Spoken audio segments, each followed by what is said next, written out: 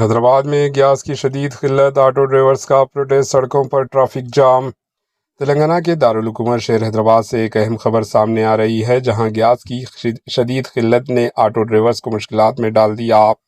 ساگر ring road کے قریب auto مزدوروں نے زبردست پروٹیسٹ کیا اور اپنی گاڑیوں سڑک پر کھڑی کر کے اپنا غصہ ظاہر کیا۔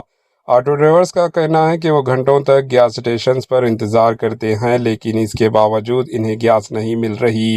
اسی صورتحال کی وجہ سے نہ صرف ان کا روزگار متاثر ہو رہا ہے، بلکہ ان کے گھریلو حالات بھی خراب ہو رہے ہیں۔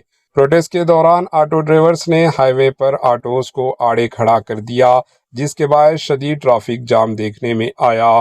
اس کے نتیجے میں عام شہریوں کو بھی کافی پریشانیوں کا سامنا کرنا پڑا۔ آٹو ڈرائیورز نے حکومت سے مطالبہ کیا ہے کہ فوری طور پر گیس کی سپلائی کو بہتر بنایا جائے اور ان کے مسائل کو حل کیا جائے۔ اگر جلد کوئی قدم نہ اٹھایا گیا تو احتجاج مزید شدت اختیار کر سکتا ہے۔ Bureau report, H N news.